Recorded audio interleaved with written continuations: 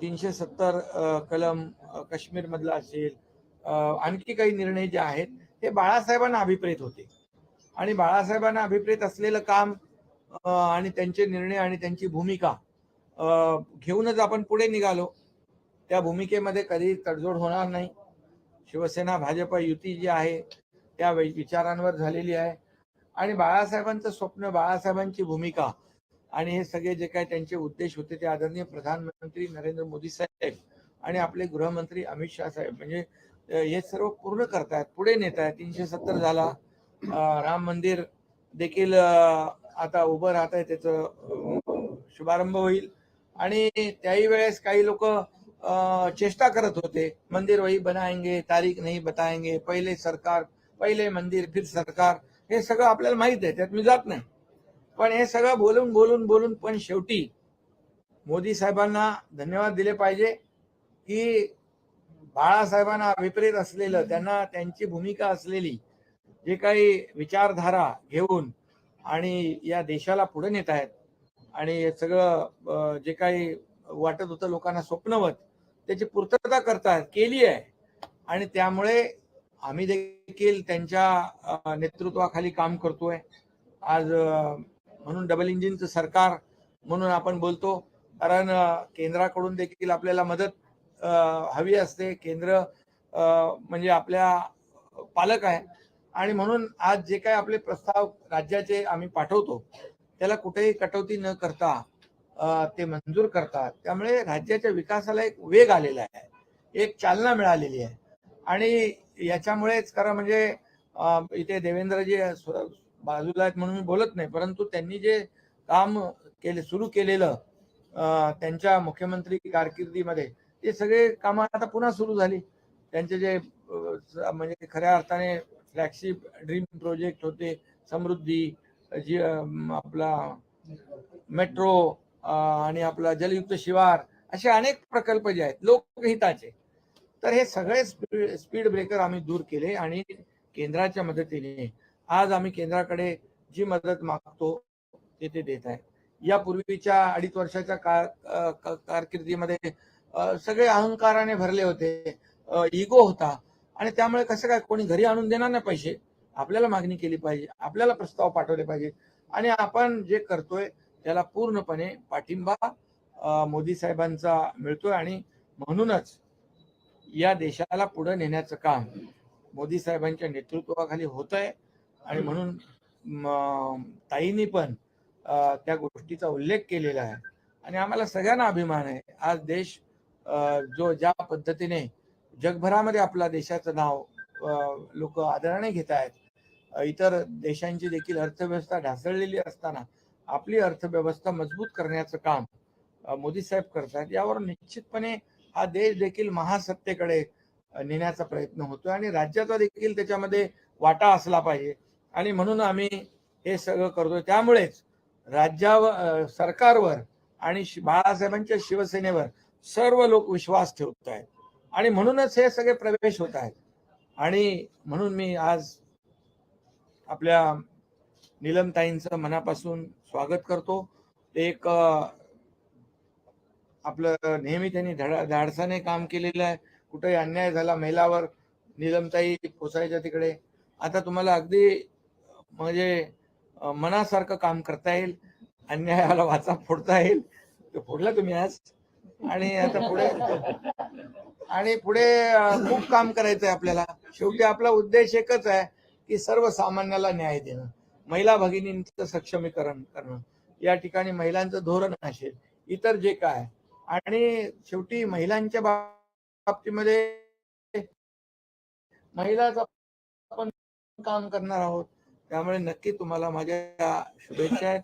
सरकार आपल्या पाठीशी आहे, मी आहे आणि देवेंद्रजी स्वतः तिकडे बसलेले आहेत आणि त्यामुळे काळजी करण्याचं कारण नाही.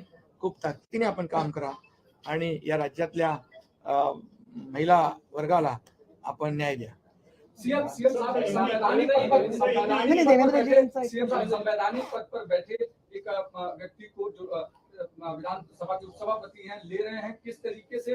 और शिवसेना मतलब उद्धव ठाकरे गुट अभी भी ईगो से भरा हुआ है, अपने लोगों से संवाद नहीं कर रहा है, किस तरीके की सिचुएशन देख रहे हैं आप? अरे भैया वो दूसरे कोई पार्टी में नहीं जा रहे, जो हमारी शिवसेना है ना, जो अधिकृत है उसी में काम कर रहे हो.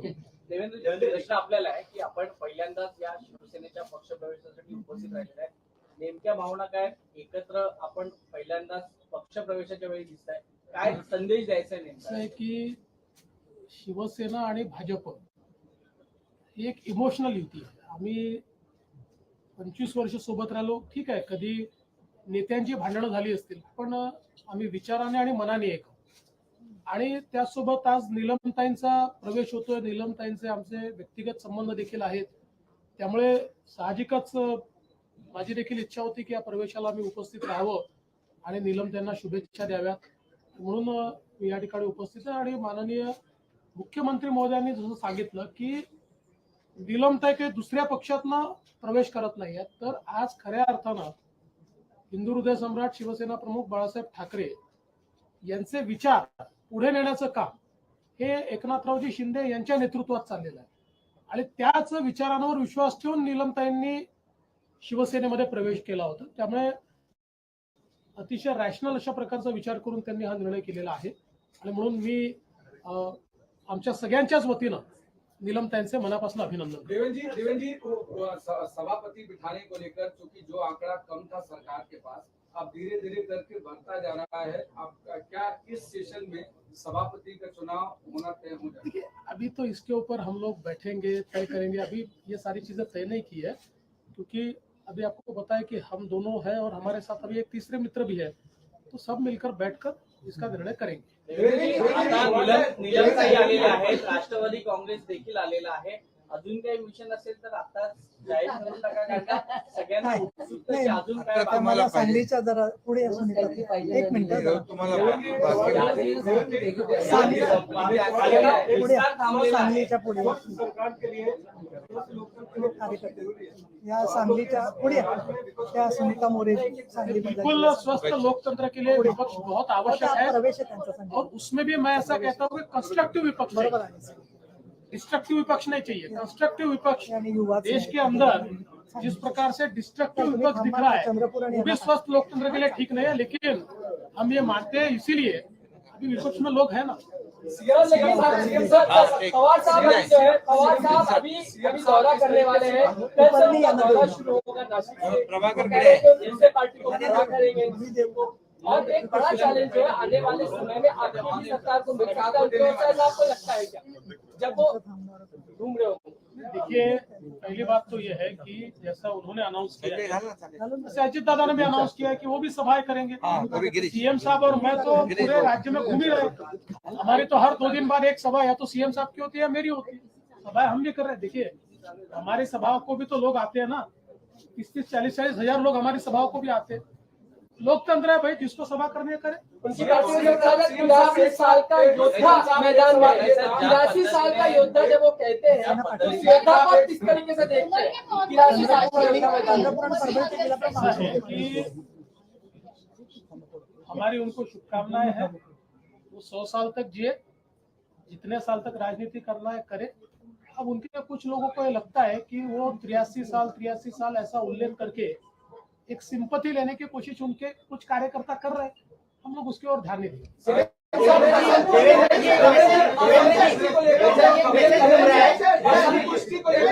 एक पार्टी का प्रमुख घर बैठा था, इसलिए कुछ लोग बाहर निकले. एक पार्टी का प्रमुख घर पे बैठा था, इसलिए कुछ उन्हें छोड़कर बाहर निकल आए. और दूसरा पार्टी का प्रमुख घर पे बैठता ही नहीं, इसके लिए कुछ लोग बाहर निकल आए. नहीं, अभी क्या है, अभी मैंने सबको बाहर निकाल दिया है. अब सब बाहर आ गए.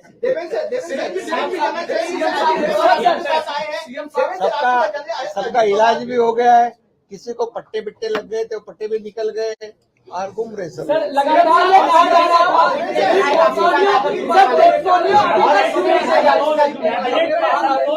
बताया जा रहा है एनसीपी को कहा अरे सबको एडजस्ट हो जाएगा, कोई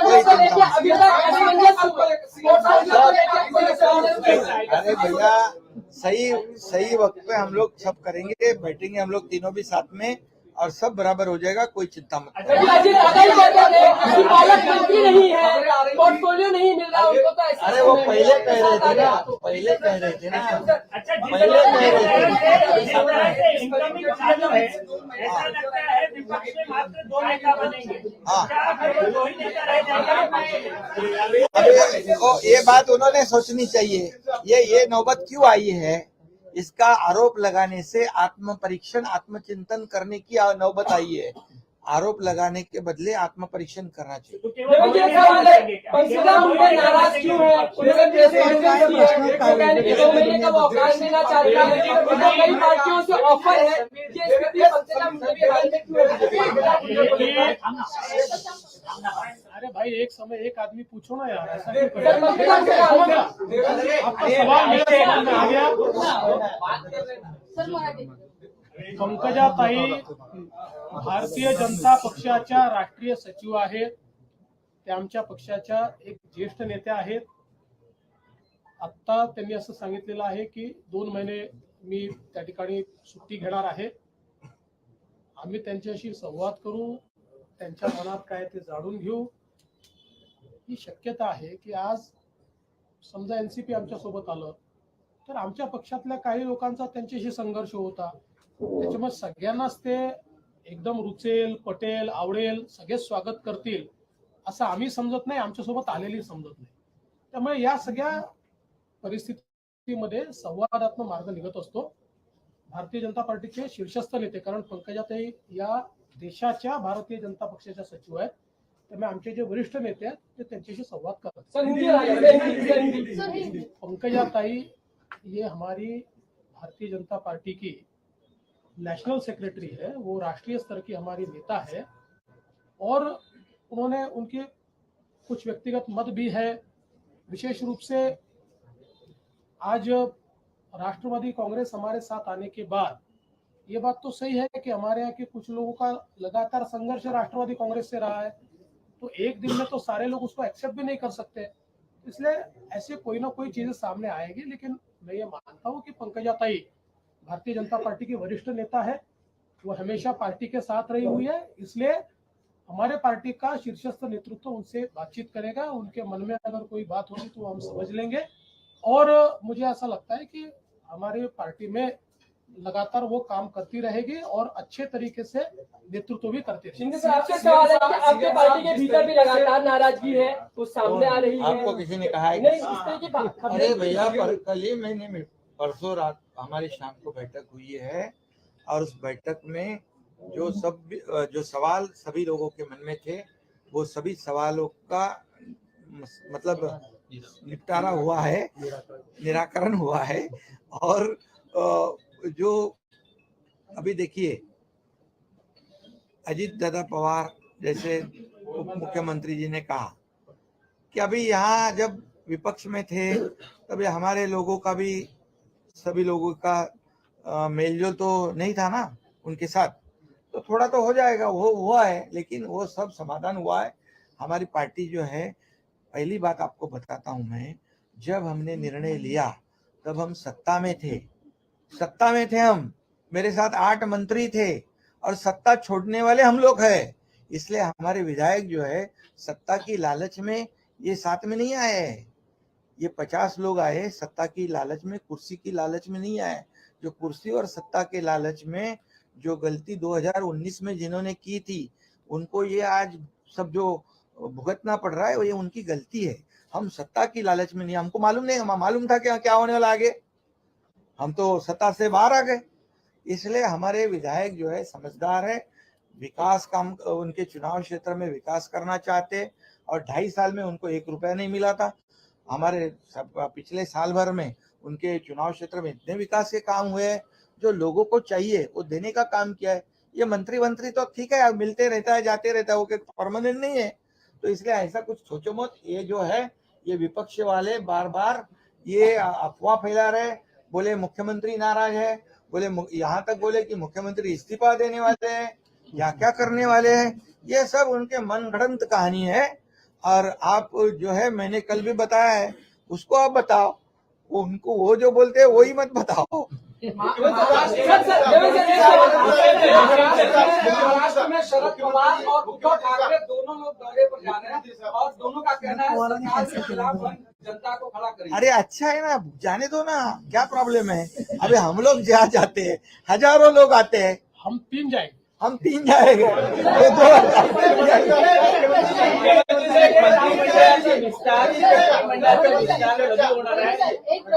मंत्रिमंडळाचा विस्तार लवकर होईल तातडीने, एकदम अर्जंट। तुम्हाला कळवतो ना आम्ही। सर कांग्रेस को लेकर भी ये चर्चा है कि देवेंद्र फडणवीस एक बड़ा गुट जो है कांग्रेस के लिए अपने साथ लेने वाले, क्या ये चर्चा सही है? अरे अशोक चव्हाण का नाम सबसे आगे। आप हमेशा ये याद रखना, जो चर्चा होती है वो कभी होता नहीं है, जो आपको पता नहीं होता है वही होता है।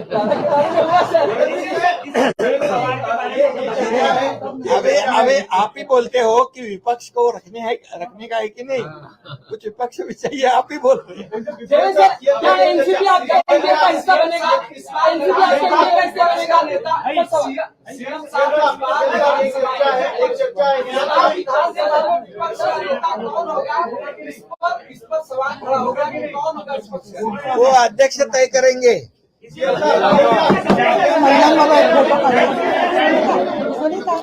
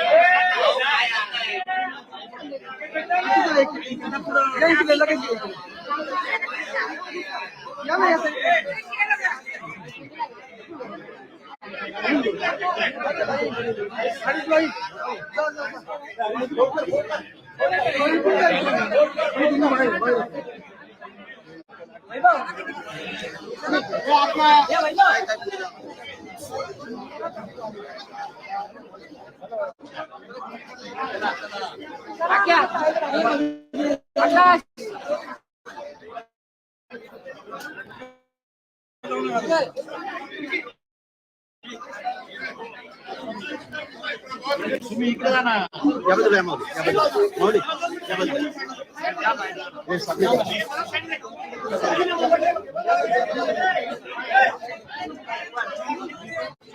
मागे ना तुला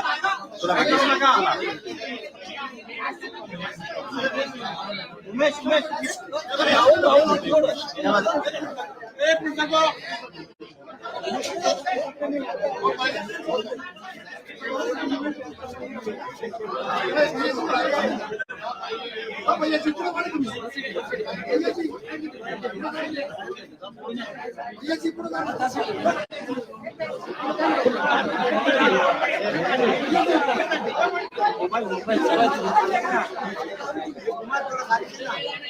जाने दो, अभी मेरे को लाइव हमें टीवी नहीं था हमारे वीडियो